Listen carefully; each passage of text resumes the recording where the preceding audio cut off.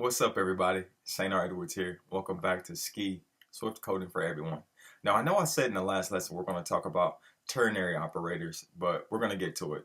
First, we're going to talk about switch statements and the whole control flow process. So stay tuned and go ahead and get started with a new playground and save it to your desktop or your projects folder. Hey guys, so switch statements. So you want to use switch statements in the case your if-else statement gets a little bit too long and gets a little messy. Switch statements is a good tool to utilize in your apps when you want to keep it clean and you want to still be able to return values in your conditional statement process. So let's take a look. So let's say you have a variable and we say, let's say day of the week, all right?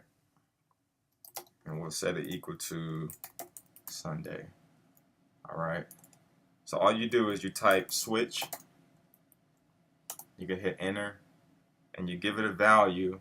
And what we want to do is we want to switch the day of the week in this instance. So we'll say switch day of the week. You can ignore all the errors right now. We're going to go through it. And you provide cases for it. And you also have to provide a default case. And we'll get to that here in just a second. So the first case will say Sunday, and we want it to print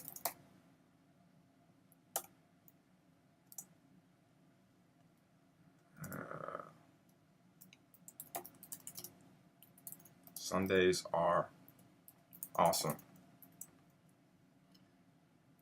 And then to do another one, we'll say case, and we'll say Monday. And we'll say print give Karen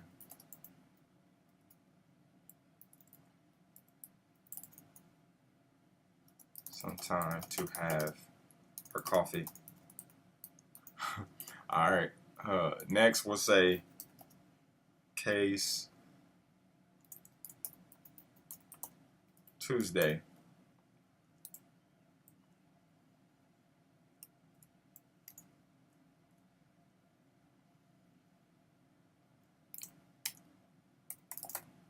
And we'll say print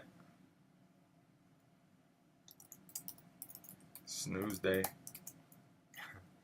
And then you get the point. So we'll go on and on, but you have to give it a default case just in case there is something that you haven't included in your situation and your conditional statement, and it'll default to that default case.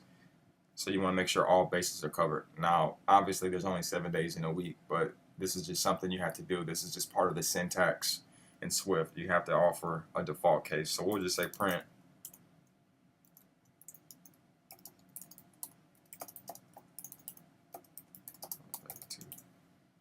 all right.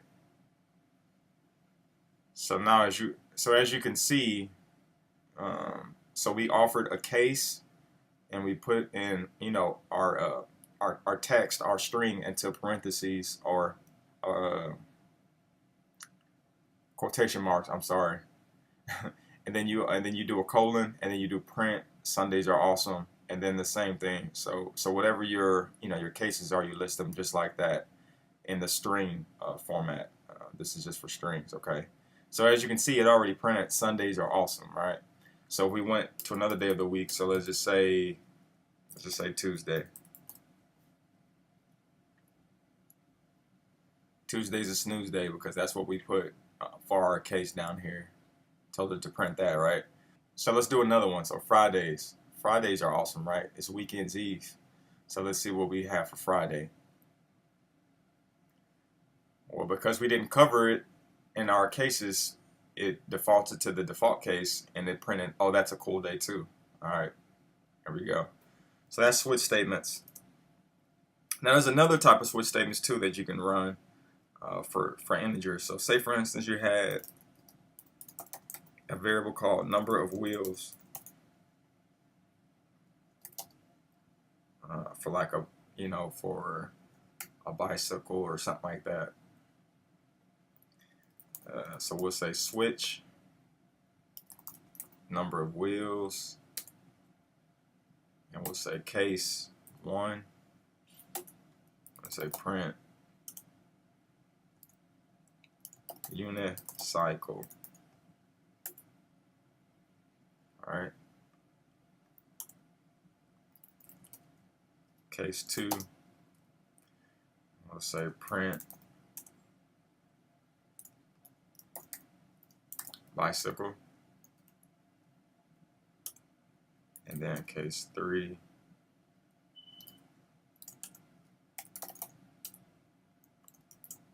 Tricycle.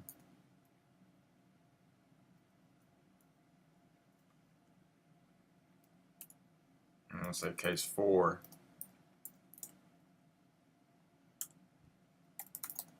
Say print, I don't know, ATV, whatever. All right, and then we'll say default case.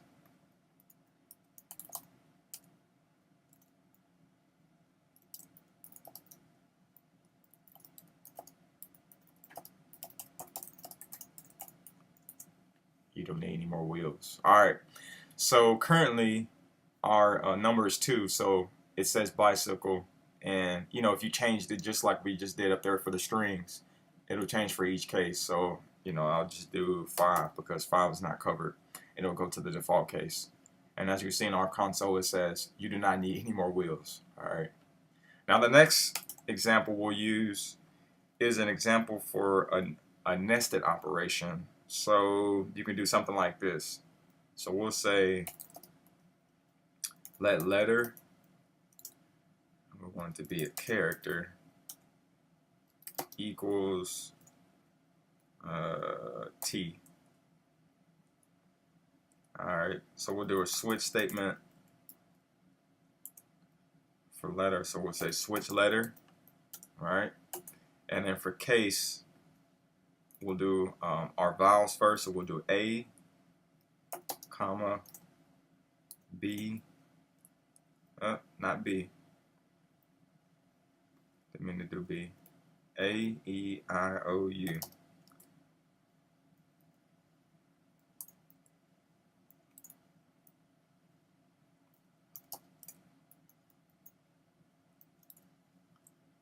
And then we'll do our U.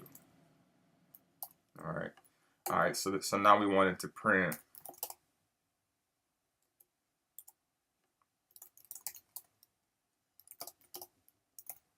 that's a vowel. And then for our default case, we'll just say print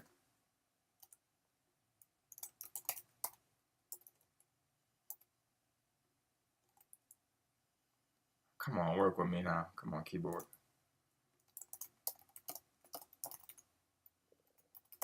That's a consonant. Alright.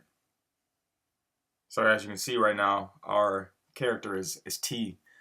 So it printed already for us. That's a consonant. Now if we changed it to any other thing, you know, of course it'll do that. So let's say U or O, I should say. That's a vowel. You change it to any other letter that's not covered. In our nested case up here, it'll, you know, print. So let's say B. That's a consonant. All right. Cool. So that's that. Next, you can do a range. So let's say you're building an app, like, I don't know, like a Tour de France app or something like that. And you wanted to see, you know, someone wanted to see how many miles or something that they had left. So we'll say let distance remaining equals 305. Actually, let's put distance remaining 281. Shout out to H-Town. So we'll say switch, and we'll say distance remaining, and we'll say case. So you can do a range of numbers. So let's say 0 and 3 dots, dot, dot, dot, and we'll say 300, and we'll say print. You are almost there. For the next case, we'll say case, 301 dot dot dot to 600. Let's say print. Keep pedaling, buddy. And then we'll say case 401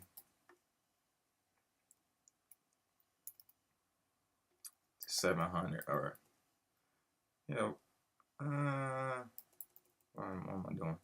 I'm sorry, to 601 dot dot dot to 900. Let's say print.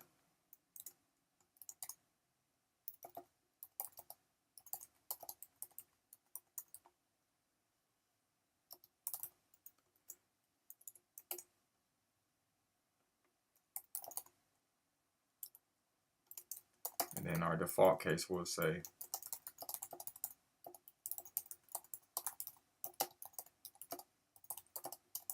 it's just you. There's no competition, it's just you.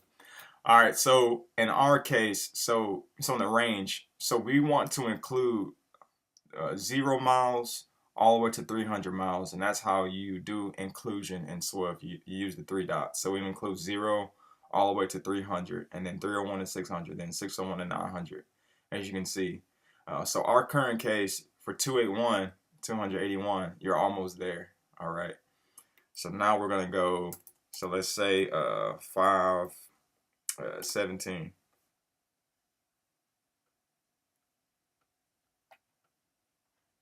Let's see what it does. Keep pedaling, buddy. All right, next we'll do 832. All right, well, that's it for now.